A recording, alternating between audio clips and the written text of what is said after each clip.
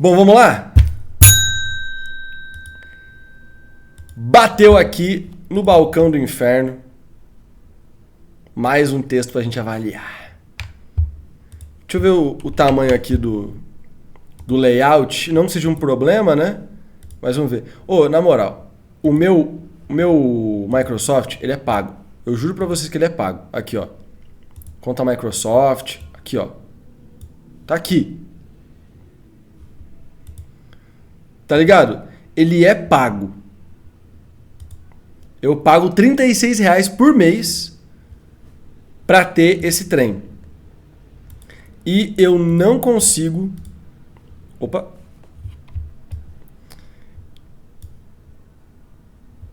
Pera aí que eu já vou ajeitar isso aqui, gente. Aqui, pronto. Eu não consigo olhar os formatos padrões.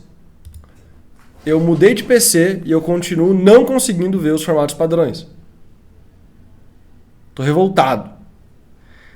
Para entrar patente de reality, formato audiovisual, é no INPE. Então, Victor, eu tentei olhar esse rolê aí do INPE, mano, e eu não consegui achar nada para realmente registrar patente de, tipo, formato de reality e tal, sabe?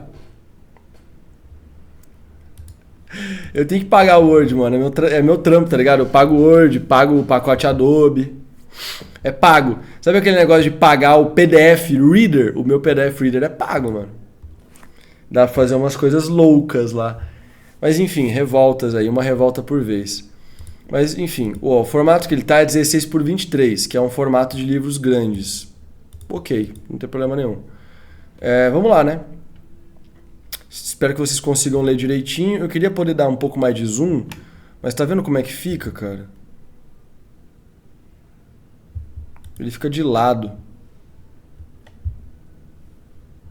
Não, melhor assim, né? Melhor assim. Vamos? Ué.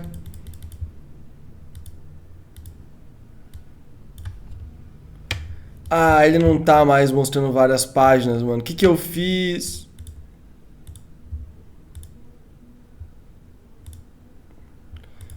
Oh, meu Deus do céu. Alguém sabe o botão que eu aperto pra esse negócio voltar ao normal?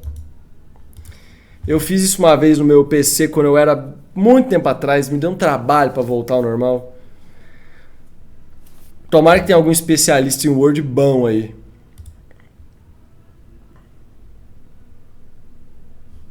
Configurações não tem muita coisa. Não consigo ler texto branco com fundo escuro. Passo mal. Caramba, cara. Essa é a novidade. Bom, eu vou ler assim por enquanto até alguém me contar aí como é que a gente vai fazer pra... olha, se eu abro o painel de seleção ele joga um pouco pra esquerda. Ótimo. Vai dar pra ler bem de boa agora. Bora. Capítulo 1. Eu estava com medo. A escuridão me abraçava e eu flutuava em um vazio silencioso. Um suave murmúrio de vozes ecoava ao meu redor, sussurrando palavras indistintivas que reverberavam como um eco distante. Então, as sombras começaram a se contorcer, formando uma névoa densa que obscurecia minha visão. De repente nunca é uma coisa muito boa, né? Eu estava em algum lugar desconhecido, o chão sob meus pés transformando-se em um breu que sugava a luz. A gente já não leu isso aqui?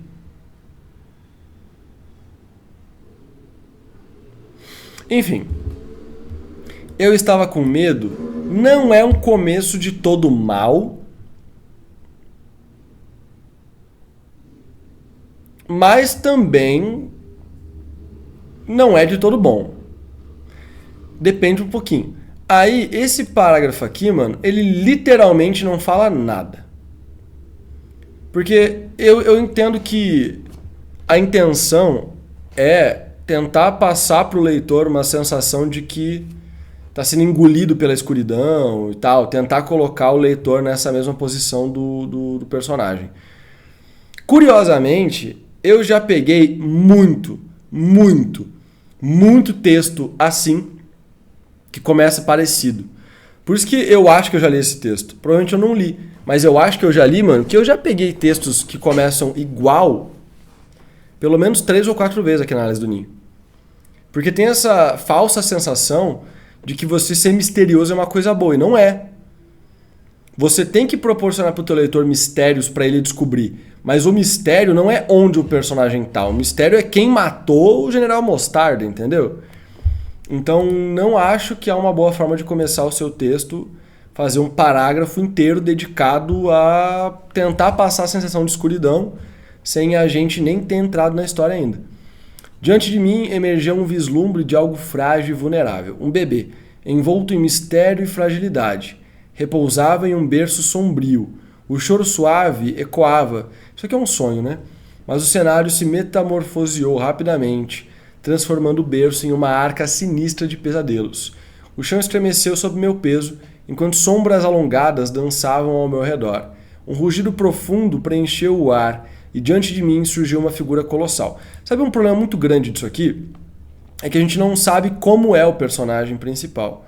Então, um rugido profundo preencheu o ar e diante de mim, sombras alongadas dançavam ao meu redor. Isso tudo aqui denota que a gente consegue enxergar assim na nossa cabeça. Como é que eu vou enxergar a cena na minha cabeça se eu não sei como é o protagonista? Falta essa informação. Seus olhos, faiscando com uma intensidade maligna, fixaram-se em mim. Um arrepio percorreu minha espinha, meu coração martelando no peito enquanto eu tentava desesperadamente recuar, mas o chão era uma teia pegajosa, impedindo minha fuga. As vozes, antes sussurros distantes, tornaram-se gritos agudos, uma cacofonia ensurdecedora que parecia perfurar minha mente. Parecia ou perfurava. Eu acho que dá pra escolher um, sabe? O monstro avançou, movendo-se com uma lentidão torturante, suas garras estendidas na minha direção. Eu gritei, uma angústia que se perdeu na tempestade de vozes. Então, a escuridão consumiu tudo. Um sobressalto brusco rompeu o pesadelo. Era um pesadelo. Meus olhos se abriram, revelando a segurança do meu quarto. O suor cobria meu rosto e meu coração ainda reverberava com os ecos do sonho. A voz suave de minha mãe atravessou a penumbra, chamando-me de volta à realidade. Will, querido, você vai se atrasar para o primeiro dia de aula. A voz dela era doce e suave. Sempre que a ouvia, sabia que tudo iria ficar bem. Ela me acalmava sem nem tentar. Aconchegado entre os lençóis... Ok, vamos falar sobre esse começo. Vamos lá. É um pesadelo que tem alguma simbologia para o livro, tem algum peso e tal. Isso é outro clichê. Estou tentando buscar na memória, pensando assim, se vai ser bom ou ruim. Mas eu não gosto, então eu já vou botar o chifre. Eu não gosto muito mesmo, tá? Comercialmente, de inícios que ele é enigmático e misterioso por ser enigmático e misterioso. Eu não conheço o personagem, eu não conheço as questões dele. E esse começo ele tem a tendência, o desejo de criar no leitor um porquê. Por que o personagem teve esse pesadelo em específico? O monstro, para mim, ele é muito palpável.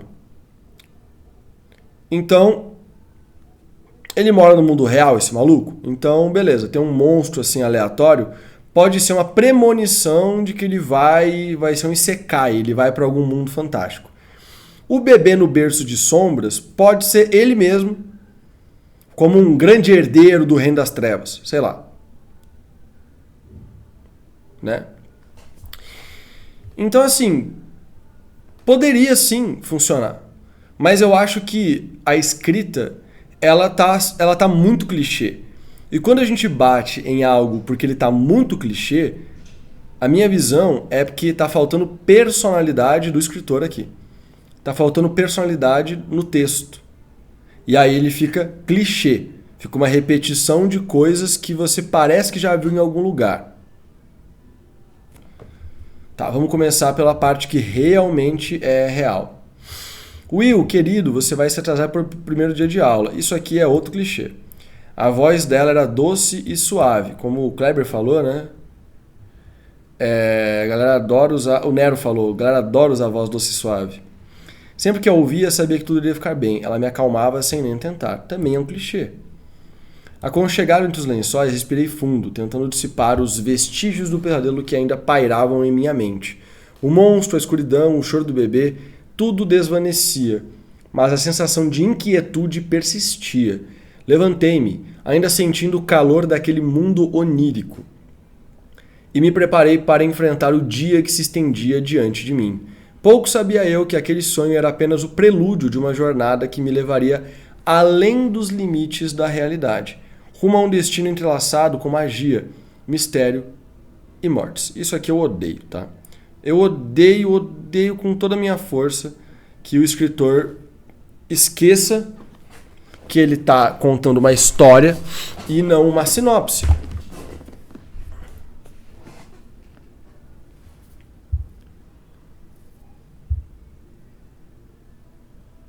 Por que diabos, na segunda página do seu livro, no seu capítulo 1, você vai contar para o seu leitor que com certeza o personagem vai ser enviado para um mundo fantástico? O papel do escritor, mano, é contar história. Você tem que contar a história. Qual que é a história do camarada aqui? Eu não sei. Mas aparentemente ele vai para um mundo fantástico. Então você constrói isso. Esse é o seu trabalho como escritor. Construir essa narrativa. Não é explicar para o leitor. Imagina que tem um youtuber fazendo um vídeo sobre o seu livro. Ele vai falar para o cara que está assistindo o vídeo que o personagem vai para o mundo fantástico. Sabe? Ou vai falar, mal sabia o protagonista que ele ia para o mundo fantástico. Só que você, como escritor, você não tem que falar que isso vai acontecer, você tem que fazer acontecer. Sacou? Ó, a Débora fez uma pergunta que cabe bem. Todo começo de livro tem que contar que o leitor leu ou que não leu a sinopse. Finjam que a sinopse não existe. É até ideal que você faça a sinopse depois de escrever o livro, né? Então, assim, o leitor, ele normalmente vai saber sobre o que o livro trata, mas ele provavelmente esqueceu, ou ele vai esquecer, porque o começo da obra, hoje em dia, o mais comercial que tem é você já chegar no conflito. Chegar no conflito, e aí você desenvolve a partir dali, porque é mais urgente, é mais rápido e tal. Só que o conflito, ele não é a sua história é a história inteira. O seu plot depende muitas vezes do conflito, quase sempre, mas não necessariamente. Então tem que contar a sua história.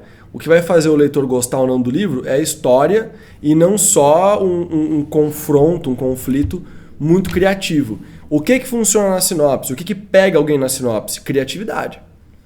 O que pega na sinopse são os gatilhos que ligam os gostos do leitor à história que você vai contar. O que faz o leitor gostar dessa história é a sua história e não só os elementos criativos. Por exemplo, quando você pede para um escritor explicar o livro dele, vender o livro dele em uma frase, e o escritor fala sobre o mundo, o personagem, de uma forma geral, né? Coisas assim que são de world building e de construção de base, você vê que o escritor não tem uma história. Ou se ele tem uma história, ele não sabe vender essa história. Porque a história, ela não é o seu mundo. O meu mundo, o Felipe, ele é um elfo negro que mora debaixo da terra em um reino que participa de guerras faz séculos. E a política desse mundo é uma loucura. E aí o Felipe, ele tem um superpoder. Ele consegue tomar sol na pele e todos os outros elfos que moram com ele não conseguem. E aí ele vai lidar com isso. Né?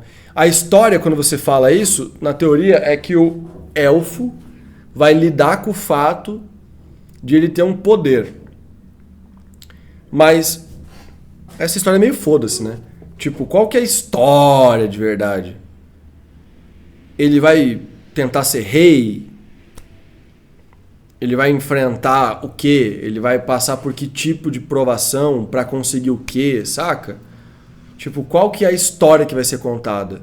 A vida do Felipe, que é um elfo que pode tomar sol, ela é longa.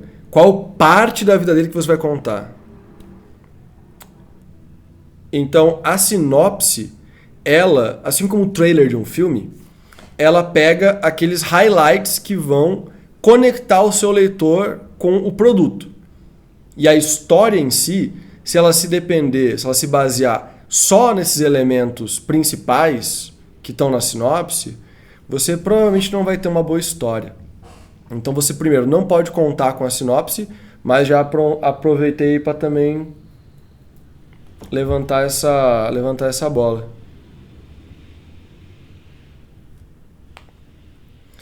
Um livro thriller que tenha todo o plot na sinopse é triste mesmo.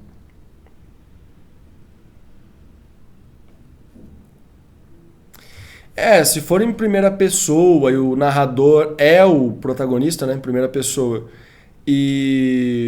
ou pode ser só o narrador, né? O protagonista é o narrador, ele tá contando uma história do passado. Você pode desenvolver uma estética assim, sim. Aí poderia.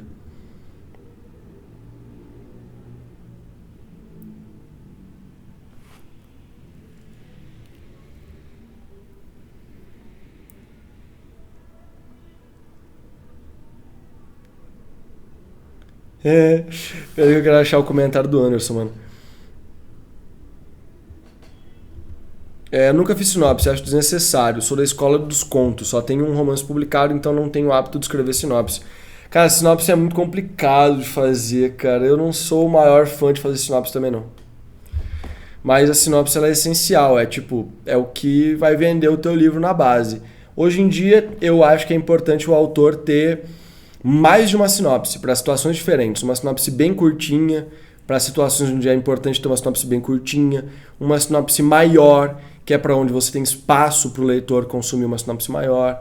E assim por diante. Mas enfim, minha opinião sobre esse livro, esse texto, é que ele precisa ser repensado. Qual que é a história que vai ser contada?